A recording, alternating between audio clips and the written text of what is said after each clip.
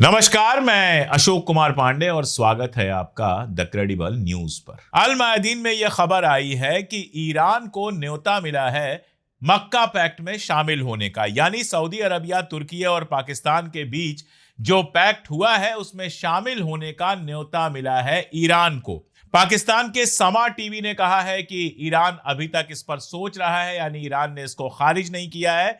हालांकि ईरान की foreign ministry ने अभी तक कुछ ना हाँ कहा है ना कहा है, लेकिन अल मायादीन में छपना और उसके बाद समा टीवी पर यह आना कि ईरान ने ना नहीं कहा है, ईरान अभी भी सोच रहा है। और साथ में ईरान की जो संसद है, ईरान की जो सीनेट है, उसकी जो समाचार एजेंसी है, उसकी जो न्यूज एजेंसी है खाने मिलत, उसके प्रमुख हैं मेहदी रहीमी। उन्होंने कहा है कि ईरान को मक्का समझौते में शामिल होने का न्योता मिला है और इस पर सोच विचार हो रहा है, इस पर अभी बात चल रही है। इसका मतलब यह है कि न्योता तो मिला है।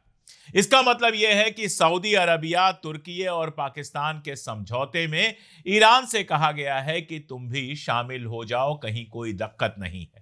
यानी इस्लामिक नाटो बनाने का जो खेल चल रहा है, जो बात चल रही है, उसमें ईरान को भी शामिल करने की बात चल रही है। यानी ये बिल्कुल क्लियर हो गया है कि मक्का समझौता ईरान के खिलाफ नहीं है, वो इजराइल के खिलाफ है। यह बिल्कुल क्लियर हो गया है। आपको याद होगा कि ट्रंप ने इस समझौते का स्वागत किया था। अब ईरान को शामिल करने वाली बात पर ट्रंप क्या सोचता है अभी तक सामने नहीं आया है, लेकिन जरूरी है यह समझना कि इसके मानी क्या है। आप देखिए, एक चीज बिल्कुल क्लियर है कि जो वार चली, चाहे वो 12 रोजा जंग हो, 12 रोजा जंग के दौरान खाड़ी के मुल्क शामिल नहीं हुए, लेकिन आखिरी हमला जो हुआ था वो खाड़ी में ही हुआ था, वो इजराइल पे नहीं हुआ था। आपको अच्छी तरह से याद है, कतर में वो हमला हुआ था। उसके बाद जो वार चला, उस वार में लगातार खाड़ी के मुल्कों पर हमला हुआ। सऊदी अरबिया, यूएई, जितने भी मुल्क हैं, कतर, जॉर्डन, कोई भी मुल्क ऐसा नहीं बचा जहां अमेरिकी अड्डों पर ईरान ने हमला नहीं किया। ईरान ने यह हमला क्यों किया था? ईरान के हमला करने की दो वजहें बिल्कुल साफ थी। पहली बात तो यह कि हमला अगर अमेरिका और इजराइल मिलकर कर रहे हैं तो फिर दोनों का नुकसान होना चाहिए। अमेरिका को भी यह लगना चाहिए कि अगर हम ईरान पे अटैक करेंगे तो हमारा भी नुकसान हो सकता है। इसलिए खाड़ी मुल्कों में अमेरिका के जो अड्डे थे उनको निशाना बनाया गया, नंबर एक। नंबर दो, खाड़ी मुल्कों को यह एहसास कराया गया कि अमेरिका तुम्हारी हिफाजत नहीं कर सकता है, अमेरिका के बस की नहीं है तुम्हारी हिफाजत करना। और दरअसल अमेरिका तुम्हारे यहां जो बेसेस बनाकर बैठा है वो तुम्हारी हिफाजत के लिए है भी नहीं, वो सिर्फ और सिर्फ इजराइल की हिफाजत के लिए है। तो जो सारा सिक्योरिटी अरेंजमेंट था, जो अरब मुल्कों को लगता था कि पैसे हमारे खर्च हो रहे हैं, जमीन हमारी इस्तेमाल हो रही है, तो हमारे लिए फायदेमंद होगा। कभी कोई अटैक हमारे ऊपर अगर ईरान ने किया या किसी और ने किया तो अमेरिका हमको बचाएगा, अमेरिकी डिफेंस सिस्टम हमको बचाएगा, वो सारी की सारी बात झूठ साबित हो गई। ना तो अमेरिका मिडिल ईस्ट की कंट्रीज को ईरान के हमले से बचा पाया और ना ही उसने इजराइल की कीमत पर मिडिल ईस्ट के साथ खड़ा होना चुना। जब इजराइल के पास डिफेंस सिस्टम कम होने लगे तो खबर यह आई कि मिडिल ईस्ट के कई मुल्कों से डिफेंस सिस्टम हटाकर इजराइल में भेज दिया गया। यानी अरब मुल्कों को साफ साफ समझ में आ गया कि भाई, इजराइल के आगे अमेरिका हमें नहीं समझने वाला है, कुछ हमें पूछने वाला नहीं है, चाहे हम कितने भी पैसे दे दें। और उनकी समझ में यह भी आया कि कल को अगर इजराइल हमारे ऊपर अटैक करता है तो अमेरिका इजराइल के साथ जाकर खड़ा हो जाएगा, हमें डिफेंड नहीं करेगा। सऊदी अरबिया के बारे में अगर आप देखें तो सऊदी अरबिया के ठीक बगल में है यूएई, और यूएई के इजराइल के साथ कैसे रिश्ते हैं यह बताने की जरूरत नहीं है। जिस तरह से यमन के भीतर सऊदी अरबिया सपोर्टेड जो गवर्नमेंट थी, उस गवर्नमेंट को गिराने के लिए यूएई ने इजराइल के साथ मिलकर मिलिशिया को पैसे दिए थे और तैयार किया था, वो सऊदी अरबिया के लिए खतरे की घंटी थी कि इजराइल अगर इतने पड़ोस में आ जाएगा तो कल को हमारे ऊपर हमला करना कोई मुश्किल नहीं रह जाएगा। उसने सबसे पहले यमन से उस खतरे को खत्म किया, जो मिलिशिया थी उसको खत्म किया, और उसके बाद सीरियसली उसने सोचना शुरू किया कि इजराइल अगर हमारे ऊपर हमला करता है तो फिर हमें बचने के लिए क्या मिलेगा, उसका सामना करने के लिए कौन हमारे साथ खड़ा होगा। यूएई खड़ा नहीं होगा, बाकी अरब मुल्कों का कोई मामला ही नहीं है, उनके खड़े ना खड़े होने से कोई फर्क नहीं पड़ता और वो खड़े भी नहीं होंगे। तो उसको दिखाई दिया तुर्की और साथ में उसको दिखाई दिया कि एटॉमिक पावर अगर हमारे पास होगी तो इजराइल की हिम्मत नहीं होगी हमला करने की। तो पाकिस्तान से समझौता किया और साथ में तुर्की से समझौता किया। इजराइल जहां पर अगली लड़ाई का प्लान कर रहा था, कई लोग इजराइल के अंदर यह बात कह चुके थे कि तुर्की इज द नेक्स्ट ईरान, यानी ईरान के बाद हम तुर्की पर अटैक करेंगे। तुर्की नाटो कंट्री है, लेकिन उसको मालूम था कि नाटो कंट्री होने के बावजूद अमेरिका सारी दोस्ती दिखाएगा लेकिन जंग में साथ देने नहीं आएगा। इसलिए उसने भी ईरान वार के दौरान ईरान पर हमला नहीं किया, कुर्दों को ईरान में हमला करने के लिए छूट नहीं दी और अपनी जमीन अपने आसमान का इस्तेमाल नहीं करने दिया ईरान पर अटैक करने के लिए, क्योंकि वो ईरान से दुश्मनी नहीं चाहता था। थोड़ी दुश्मनी तो ले ही चुका था सीरिया के मामले में और उसको लगा था कि सीरिया से एक बार असद हट गया तो हमारी चलेगी। लेकिन हालत यह है कि इजराइल न केवल गोलन हाइट्स पर कब्जा कर चुका है, बल्कि मैंने आपको बताया था कि उसने वहां के एक हवाई अड्डे पर हमला किया था, यह आरोप लगा के कि तुर्की की आर्मी वहां पर अपना बेस बनाने वाली है, जो बेकार का आरोप था। अब बताया जा रहा है कि इजराइल के मोसाद चीफ सीरिया गए हुए हैं बात करने के लिए, लेकिन हमला तो हो चुका। तो तुर्की को मालूम था कि कभी भी इजराइल हमारे ऊपर हमला कर सकता है और ऐसे में ईरान की दोस्ती बहुत काम आएगी। इसलिए ईरान पर हमला करने की जगह उसने जंग से बाहर रहना चुना। तो तुर्की और सऊदी अरबिया की जो ये दोस्ती हुई या समझौता हुआ, पाकिस्तान जिसमें शामिल हुआ, ये सीधे सीधे इजराइल के खिलाफ है। और हां, पाकिस्तान चूंकि शामिल हुआ है तो पाकिस्तान दो वजह से शामिल हुआ है।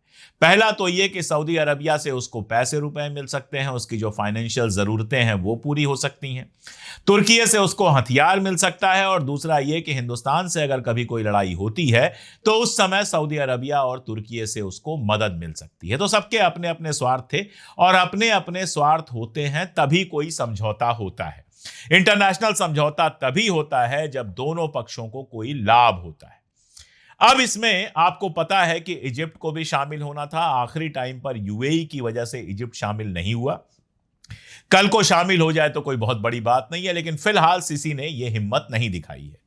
अब ईरान को न्योता देने का मतलब यह है कि सीधे सीधे वो ईरान को अपने साथ शामिल करना चाहते हैं ताकि ईरान की तरफ से अगर कोई खतरा हो तो वो खत्म हो जाए, पहली बात। और दूसरा यह कि सऊदी अरबिया हूथी से भी निश्चिंत रह सके। ईरान से समझौते का मतलब यह है कि हूथी और सऊदी अरबिया के बीच में भी कोई ना कोई समझौता कराया जाएगा, वो लड़ाई हमेशा के लिए खत्म हो जाएगी। तो सऊदी अरबिया अगर ईरान के साथ इस समझौते में शामिल होता है तो उसके दोनों तरफ के बॉर्डर सिक्योर हो जाएंगे, बाब अल मंदेब भी सिक्योर हो जाएगा और स्ट्रेट ऑफ हॉर्मुज से जहाज निकलना भी आसान हो जाएगा।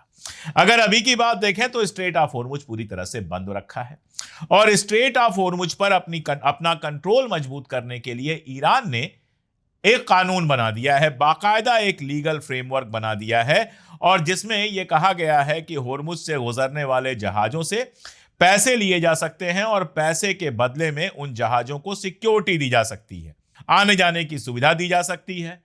इसके अलावा पर्यावरण यानी कि एनवायरनमेंट से जुड़ी हुई सुविधाएं दी जा सकती हैं।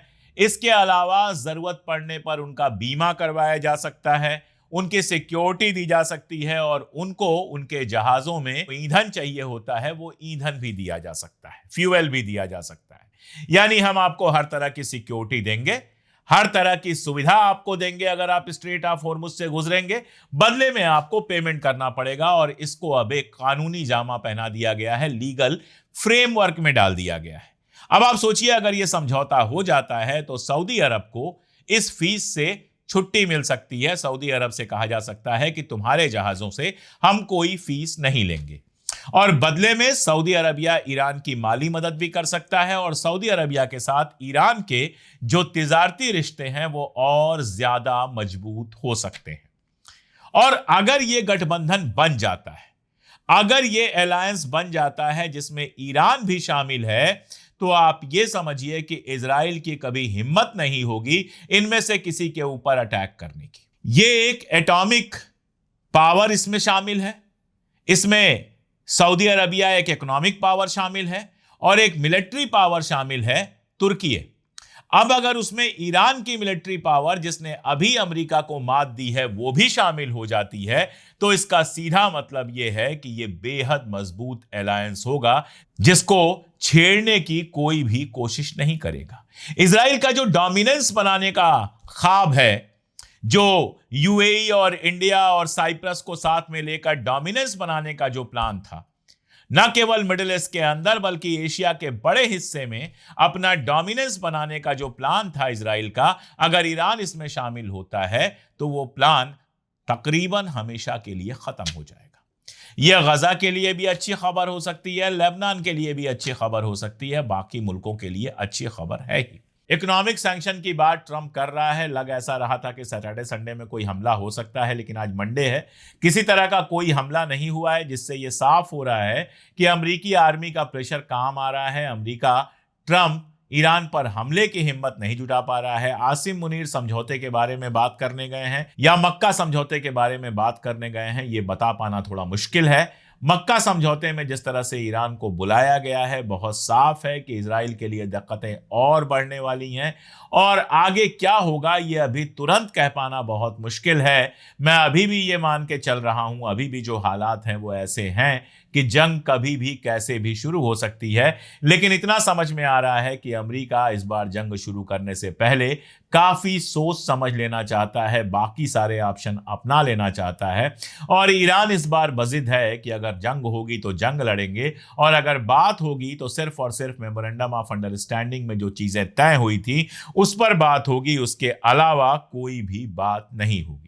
इसलिए मामला, जैसा मैंने कहा, बेहद पेचीदा है। आगे क्या, कब, कैसे होता है, हम लगातार आपको अपडेट करते रहेंगे। जुड़े रहिए हमारे साथ, देखते रहिए हमारे वीडियोस, और अगर अब तक चैनल को सब्सक्राइब ना किया हो तो सब्सक्राइब जरूर कर लीजिए। आज के लिए इतना ही, बहुत शुक्रिया।